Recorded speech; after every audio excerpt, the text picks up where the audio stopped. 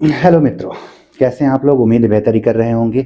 जैसा कि आप जान रहे होंगे 8 फरवरी 2026 को आपकी सीटेट की परीक्षा है। ठीक, ये परीक्षा आपके लिए उतनी ही महत्वपूर्ण है क्योंकि शिक्षक बनने की राह में एक प्रमुख रोड़ा होता है सीटेट। तो इस परीक्षा में अब तक आपने पर्याप्त तैयारी कर लिया होगा। अब प्रैक्टिस सेट पर आप ध्यान दे रहे होंगे। तो अब आपको प्रैक्टिस सेट भी उसी अनुसार करना है जैसा कि आप पेपर में देने जा रहे होंगे। ठीक, तो पेपर को जब पैटर्न इस्तेमाल करें तो यहाँ ध्यान में रखिएगा 150 मिनट का पेपर है। 2.5 घंटे का समय यानी पर्याप्त समय है। ये नहीं कहा जा सकता कि समय कम है क्योंकि अन्य परीक्षाएं जब आप दे रहे होते हैं तब आपको 2 घंटे में यानी 120 मिनट में 150, 160 या 200 सवालों तक करने होते हैं। यहां पर 150 मिनट में 150 सवाल ही करने हैं। जहां आपको प्राइमरी में 5 सेक्शन और जूनियर वाले में कुछ इस तरह के 4 सेक्शन दिखते हैं। प्राइमरी में सीडीपी 30 नंबर आपको 30 मिनट से ज्यादा नहीं देना है। ईवीएस 30 नंबर 30 मिनट से ज्यादा नहीं देना है। मैथ्स की भी वही चीज है। लैंग्वेज 1 और लैंग्वेज 2 इस तरह से सिलेबस आपका निर्धारित। सवाल ये है कि सर पहले क्या करें। तो इस दिमाग में इस बात को रखिएगा कि सीडीपी जो है आपकी सोच पर, आपकी क्षमता पर निर्भर करता है। तो जब पेपर देने जाते हैं तो आपका माइंड एकदम फ्रेश रहता है। ठीक है, माइंड फ्रेश रहता है तो पहला उसी चीज को करें जो आपको इसे निर्धारित कर सके। तो पहला सेक्शन आप जो करेंगे वो कौन सा सेक्शन करेंगे? सीडीपी करेंगे।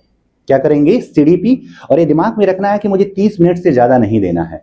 ठीक, सीडीपी ऐसा चीज है जो आपकी क्षमता, आपकी सोच पर, आपके व्यक्तित्व पर निर्भर करती है। तो सोच समझ के पहला सेक्शन ये करेंगे।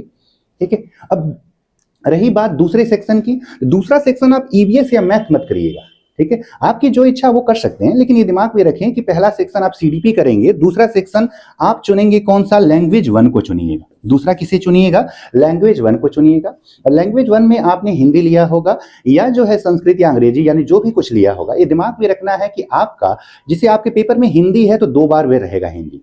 एक हिंदी 91 से शुरू हो रहा होगा, एक हिंदी 121 से शुरू हो रहा होगा। अगर आपने हिंदी को सब्जेक्ट 1 यानी लैंग्वेज 1 के रूप में निर्धारित किया है तो आपको 91 क्वेश्चन से ही स्टार्ट करना है। 121 वाला हिंदी आपको दिमाग में नहीं रखना है। इस बात को हमेशा याद रखिएगा। कई बार कंफ्यूजन हो जाता है और जल्दबाजी में हम 121 वाला कर लेंगे, पता चलेगा कि वो तो काउंट ही नहीं होगा। ठीक, तो ऐसे में आप हड़बड़ा जाते हैं या जो है आपके घबराहट आने लगती है।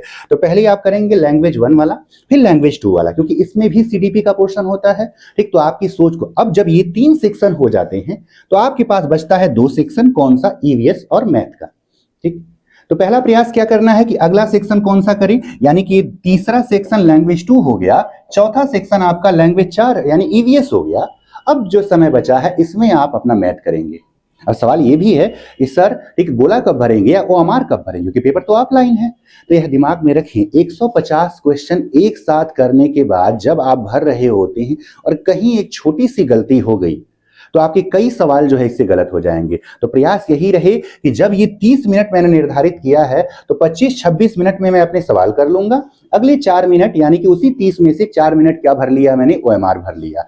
इस तरह से करते चलेंगे तो कहीं गलती की गुंजाइश नहीं रहेगी। एक सेक्शन करेंगे उसका ओएमआर भरेंगे, अगला सेक्शन करेंगे उसका ओएमआर भरेंगे। इस तरह से आप प्राइमरी वाले को, ठीक है, आप क्या करेंगे? टैकल करेंगे।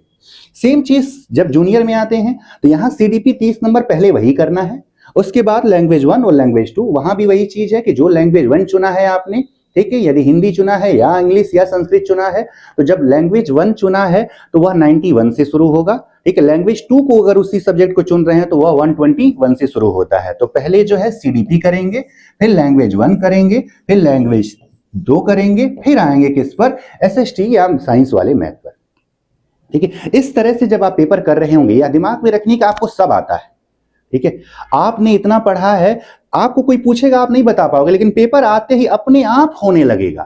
ठीक, क्योंकि आपकी पढ़ाई उतनी हो चुकी है कि आप पेपर आसानी से कर लोगे और संपूर्ण विश्वास के साथ, मन में आत्मविश्वास के साथ पेपर देने जाइएगा।